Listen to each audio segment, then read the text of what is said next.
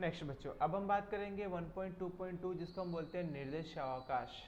किसी भी यादृच्छिक प्रयोग के संभावित समग्र परिणामों के समूह के समुच्चय को उस यादृच्छिक प्रयोग को निर्देश अवकाश सैंपल स्पेस कहते हैं। निर्देश अवकाश को सामान्य रूप से u अथवा तो s के संकेत द्वारा प्रदर्शित किया जाता है। निर्देश अवकाश के घटकों को निर्देश बिंदु सैंपल पॉइंट कहते हैं। पूर्व प्रदर्शित यादृच्छिक प्रयोग में निर्देशावकाश निम्नानुसार प्राप्त होगा। प्रयोग नंबर 1, एक संतुलित सिक्के को उछाला जाए। इस यादृच्छिक प्रयोग के संभावित कुल दो परिणाम है, एच और टेल। इसलिए यहाँ निर्देशावकाश u बराबर मझला कोष्ठक h टेल अथवा तो u बराबर मझला कोष्ठक t h ऐसे किसी भी प्रकार से लिखा जा सकता है। प्रयोग नंबर 2, 1 2 3 4 5 6 इस तरह 1 से 6 अंक के छपे एक षटभुजा समतुलित पासे को उछाला जाए।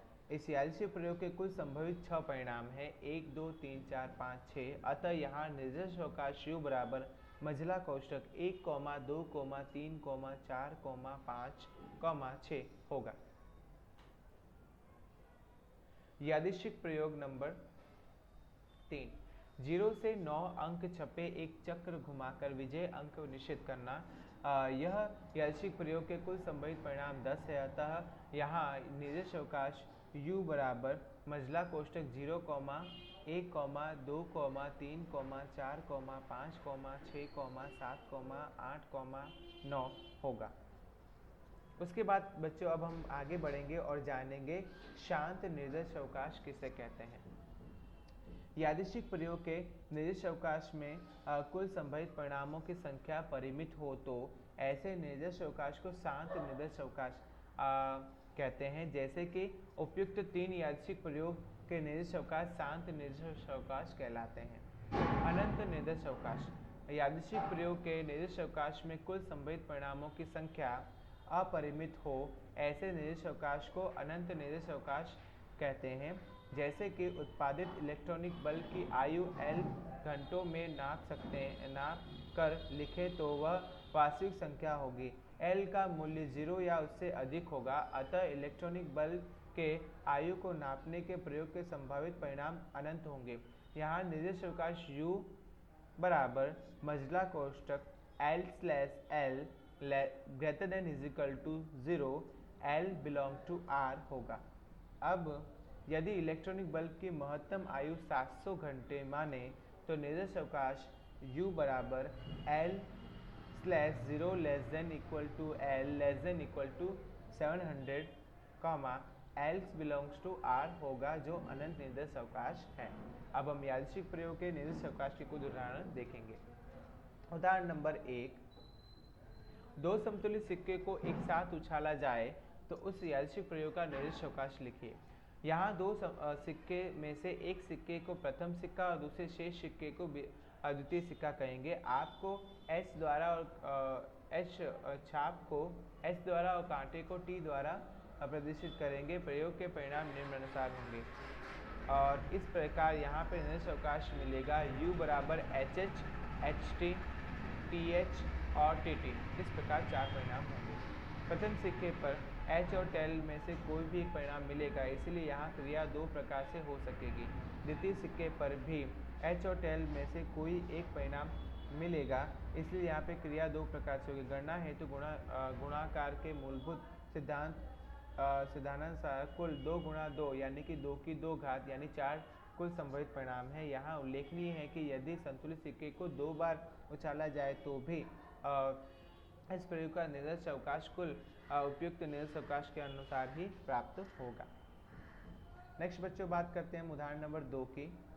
प्रत्येक पासे की भुजाओं में 1 से 6 अंक लिखे हो ऐसे दो संतुलित पासे को उछाला जाए तो इस यादृच्छिक प्रयोग का निर्देशावकाश, यहाँ 2 में से किसी एक पासे को प्रथम और शेष पासे को द्वितीय पासा कहेंगे। प्रथम पासे पर प्राप्त अंक को हम I और द्वितीय पासे पर मिले अंक को हम J द्वारा प्रदर्शित करेंगे, तो दोनों पासे पर प्राप्त अंकों की जोड़ी को IJ कहेंगे। अतः निर्देशावकाश निम्नानुसार बनेगा। जहाँ आई जे बराबर 1 2 3 4 5 6 होगा, यू बराबर 1 1 1 2 1 3 1 4 1 5 1 6। इसी प्रकार से लास्ट में 6 1 6 2 6 3 6 4 6 5 और 6 6 होगा। अथवा तो u बराबर मझला कोष्ठक छोटा कोष्ठक i कॉमा जे बराबर आई जे बराबर 1 2 3 4 5 6 प्राप्त हो सकता है।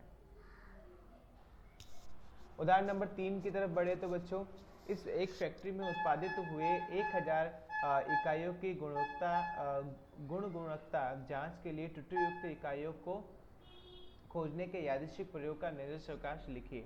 फैक्ट्री में उत्पादित 1000 इकाइयों में से त्रुटियुक्त इकाइयों को खोजने से उत्पादन में त्रुटियुक्त इकाइयों की संख्या 0 से लेकर 1000 हो सकती है। अतः इस निर्देशावकाश के प्रयोग निम्नानुसार है। u बराबर मझला कोष्ठक 0, 1, 2 डैश डैश डैश और लास्ट वैल्यू आपकी हो जाएगी 1000। उदाहरण नंबर 4 की तरफ बढ़ते हैं बच्चों।